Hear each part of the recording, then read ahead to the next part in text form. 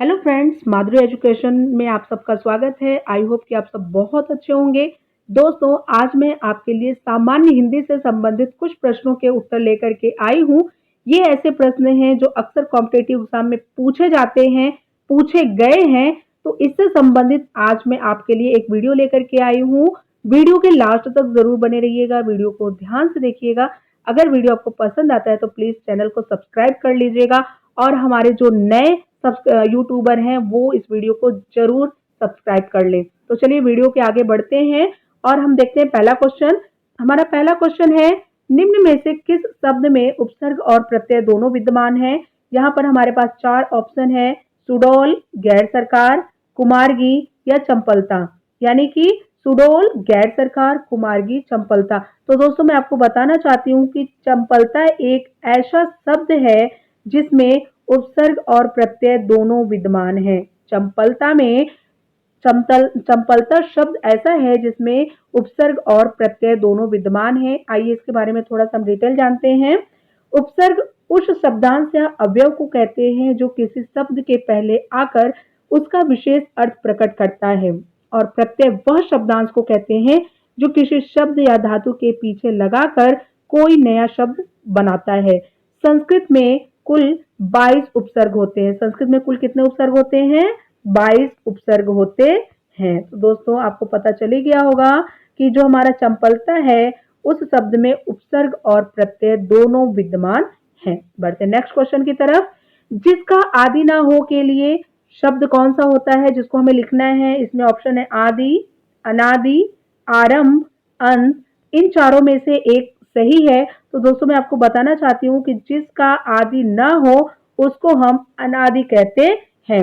इसके अलावा हम कुछ और वाक्यों को जान लेते हैं, जैसे धरती और आकाश के बीच का जो स्थान होता है उसे हम अंतरिक्ष के नाम से जानते हैं। जो कुछ न जानता हो उसको अज्ञ कहते हैं। स्त्री जो कविता रचती है उसको हम कवयित्री कहते हैं। और यहाँ पर मैं आपको बताना चाहती हूँ कि अगर स्त्री की जगह पर कोई पुरुष कविता को रचता है तो वो रचयिता होता है, या फिर कोई कहानी को लिखता है तो वहां पर हम लेखक का प्रयोग करते हैं, अगर वह पुरुष हो तो। अगर वहीं पर स्त्री हो और वह कहानी को लिख रही है तो हम वहां पर लेखिका का प्रयोग करते हैं। जो अच्छे या ऊंचे कुल में उत्पन्न हो उसको हम कुलीन कहते हैं। तो दोस्तों आपको पता चल ही गया होगा कि जिसका आदि ना हो उसके लिए हम अनादि शब्द का प्रयोग करते हैं। बढ़ते नेक्स्ट क्वेश्चन की तरफ। तीसरा क्वेश्चन है, शायद राम बाजार जाएगा। यहाँ पर शायद शब्द का प्रयोग हुआ है, राम बाजार जाएगा। यह वाक्य है संदेहवाचक, प्रश्नवाचक, आज्ञावाचक, संकेतवाचक। प्रश्नवाचक वाक्य तो यह नहीं है, क्योंकि अगर प्रश्नवाचक होता तो यहाँ पर हमारा प्रश्न बनता कि क्या राम बाजार जाएगा। आज्ञा होता तो यहाँ पर आज्ञा दिया जाता, और संकेत होता तो यहाँ पर इशारा दिया जाता। लेकिन यहाँ पर संदेहवाचक है, यानी कि संदेह किया जा रहा है कि शायद राम बाजार जाएगा। अभी राम बाजार गया नहीं है, शायद राम बाजार जाएगा। तो यह हमारा संदेहवाचक वाक्य है। अब इसके बारे में हम थोड़ा सा डिटेल जानते हैं। जिस वाक्य में किसी भी प्रकार की संभावना और संदेह का बोध होता है उन वाक्य को हम संदेहवाचक वाक्य कहते हैं। जैसे कोई भी वाक्य आप बना सकते हैं, आज मौसम बिगड़ सकता है, शायद आज राधा स्कूल नहीं आएगी, लगता है पूजा अब सुधर गई है। तो दोस्तों आपको पता चली गया होगा कि शायद राम बाजार जाएगा, यह वाक्य संदेहवाचक वाक्य है। बढ़ते हैं नेक्स्ट क्वेश्चन की तरफ। सिंधी भाषा का विकास अपभ्रंश के किस बोली में माना गया है? ब्राचर, पैशाची, मागधी या फिर अर्धमागधी। तो दोस्तों मैं आपको बताना चाहती हूँ कि जो सिंधी भाषा का विकास अपभ्रंश के किस बोली में माना गया है, तो वह हमारा है ब्राचर बोली में माना गया है। सिंधी भाषा सिंध प्रदेश की आधुनिक भारतीय आर्य भाषा है, जिसका संबंध पैसाची नाम की प्राकृतिक और ब्राचर नाम की अपभ्रंश से जोड़ा जाता है। तो आपको पता चल गया होगा कि जो सिंधी भाषा का विकास अपभ्रंश के किस बोली में माना गया है, तो हमारा है ब्राचर बोली में माना गया है। बढ़ते नेक्स्ट क्वेश्चन की तरफ। कोमल गात पंक्ति में गात शब्द है। गात शब्द के बारे में पूछा गया है कि कोमल गात पंक्ति में गात शब्द है तो क्या है? विशेषण है, सर्वनाम है, जातिवाचक संज्ञा है या विशेष्य है? तो दोस्तों मैं आपको बताना चाहती हूँ कि ये जो गात शब्द है वह जातिवाचक संज्ञा का बोध करा रहा है। अब इसके बारे में थोड़ा सा आपको डिटेल बताना चाहती हूँ कि जिस शब्द अथवा नाम से किसी व्यक्ति अथवा वस्तु की समस्त जाति का बोध होता है उसे जातिवाचक संज्ञा कहते हैं। जातिवाचक संज्ञा में किसी भी प्राणी, वस्तु और स्थान का समावेश होता है। अब प्राणी में जैसे आप मान ले पक्षी हो गया, आदमी, गाय, लड़का, लड़की और भी अनेक प्रकार के हो सकते हैं। स्थान में हम जैसे मान सकते हैं स्टेशन, केरल, भारत, अमेरिका, दिल्ली। और वस्तु में देखा जाए तो जैसे कंप्यूटर, मोबाइल, किताब, बस, कार, मेज आदि कुछ भी आप मान सकते हैं। तो कोमल गात पंक्ति में गात शब्द जो है वह जातिवाचक संज्ञा का बोध कराता है। बढ़ते हैं नेक्स्ट क्वेश्चन की तरफ। रचना के आधार पर वाक्य के कितने भेद होते हैं? तो दोस्तों मैं आपको बताना चाहती हूँ कि रचना के आधार पर वाक्य के 3 भेद होते हैं। हमारे पास 4 ऑप्शन है, 2, 3, 8 तो 5। तो यहाँ पर जो सही होगा वह होगा 3। रचना के आधार पर वाक्य के 3 भेद होते हैं और कौन-कौन से होते हैं वाक्य मैं आपको बताना चाहती हूँ।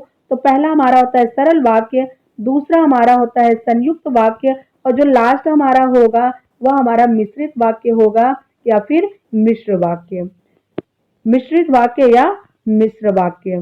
तो दोस्तों आपको पता चल ही गया होगा कि रचना के आधार पर वाक्य के कितने भेद होते हैं। तो वाक्य के 3 भेद होते हैं। अब थोड़ा सा मैं आपको डिटेल देना चाहती हूँ। सरल वाक्य किसे कहते हैं?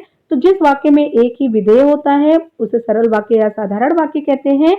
इन वाक्यों में एक ही क्रिया होती है, जैसे कुछ भी मान सकते हैं, मुकेश पढ़ता है, राकेश ने भोजन किया।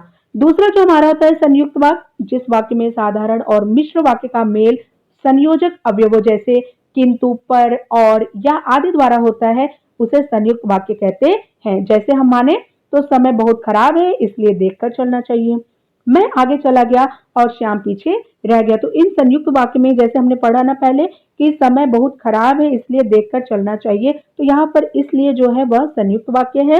मैं आगे चला गया और श्याम पीछे रह गया, तो यहाँ पर जो और है यह हमारा संयुक्त वाक्य है। यहीं पर हम देखते हैं मिश्रित वाक्य। तो जिन वाक्यों की रचना एक से अधिक उपवाक्यों से की गई हो, जिसमें एक मुख्य या प्रधान उपवाक्य हो और अन्य आश्रित उपवाक्य हो, उन्हें मिश्र वाक्य कहते हैं। अब जैसे हमारा उदाहरण है कि मालिक ने कहा कि कल छुट्टी रहेगी जब उसके पिता की मृत्यु हो गई, तो ये हमारे मिश्रित या मिश्र वाक्य हैं। बढ़ते हैं नेक्स्ट क्वेश्चन की तरफ। अर्थ के आधार पर वाक्य के भेद बताइए। तो मैंने अभी आपको वाक्य के भेद बताए हैं।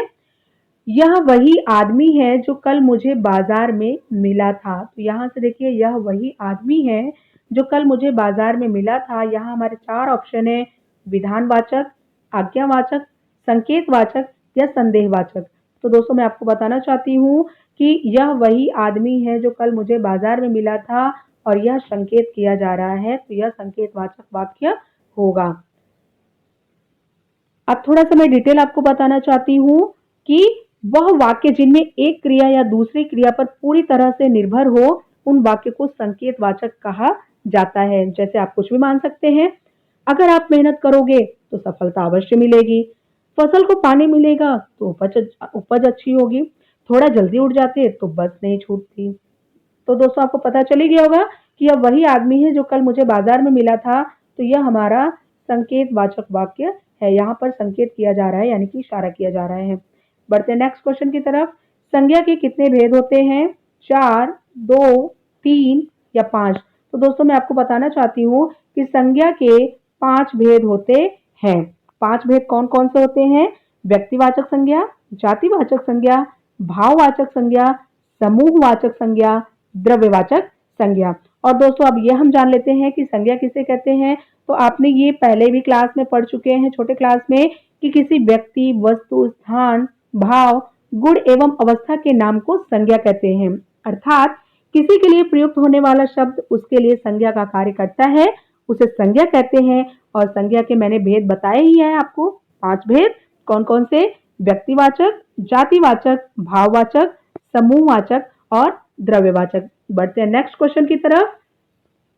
क्रिया विशेषण के कितने प्रकार होते हैं? ऑप्शन हमारे हैं 2, 7, 3, 4। यानी कि क्रिया विशेषण के कितने प्रकार होते हैं? हमारे ऑप्शन है 4 ऑप्शन है 2, 7, 3 और 4। तो दोस्तों मैं आपको बताना चाहती हूँ कि जो क्रिया विशेषण होते हैं उनके 4 प्रकार होते हैं। कौन कौन से होते हैं? गुणवाचक विशेषण, संख्यावाचक विशेषण, परिणामवाचक विशेषण और सर्वनामिक विशेषण। सर्वनामिक विशेषण को ही हम संकेतवाचक विशेषण कहते हैं। तो दोस्तों अब मैं आपको बताने वाली हूँ कि क्रिया विशेषण किसे कहते हैं। तो जो शब्द संज्ञा या सर्वनाम की विशेषता का बोध कराता है, उसकी विशेषता कराता है, उसे तो आप जानते हैं कि उसे हम विशेषण कहते हैं। विशेषण एक ऐसा विकारी शब्द है जो हर हालत में संज्ञा या सर्वनाम की विशेषता बताता है। तो आपको पता चल गया होगा कि उसे ही हम क्रिया विशेषण कहते हैं। बढ़ते हैं नेक्स्ट क्वेश्चन की तरफ। दोस्तों ये हमारा अंतिम क्वेश्चन है। आपको वीडियो कैसी लगी मुझे कमेंट में जरूर बताइएगा। वीडियो अगर आपको पसंद आया हो तो प्लीज चैनल को सब्सक्राइब कर लीजिए। व्यवहारिक रूप में हिंदी भाषा में कितनी बोलियां होती हैं? ऑप्शन हमारे हैं 18, 14, 12 और 22। तो दोस्तों व्यवहारिक रूप में हिंदी भाषा में जो बोलियां होती हैं वह 18 होती हैं और जो हमारी अनुसूची में भारतीय भाषाओं को शामिल किया गया वह 22 है। इन दोनों में फर्क जान लीजिए। ये हमारे व्यवहारिक रूप में है जो हम व्यवहार के रूप में प्रयोग करते हैं और जो हमारी अनुसूची में मानी गई है वह हमारी कुल 22 भाषाएं मानी गई हैं। तो व्यवहारिक रूप में हिंदी भाषा में 18 बोलियां हैं जिनमें कौन कौन सी बोलियां हैं? अवधी, ब्रज भाषा, कन्नौड़ी, बुंदेली, बघेड़ी, हड़ौती, भोजपुरी, हरियाणवी, राजस्थानी, छत्तीसगढ़ी, मालवी, नागपुरी, मैथिली, खोरठा, पंच परगनिया, कुमाऊनी, मगही आदि प्रमुख हैं। भारतीय संविधान की 8वीं अनुसूची भारत की भाषाओं से संबंधित है। इस अनुसूची में 22 भारतीय भाषाओं को शामिल किया गया है। तो दोस्तों आज की वीडियो आपको कैसी लगी? अगर वीडियो पसंद आए तो चैनल को सब्सक्राइब कर लीजिए, लाइक कीजिए, शेयर कीजिए। मिलते हैं नेक्स्ट वीडियो में एक अच्छे से टॉपिक के साथ। तब तक के लिए नमस्कार।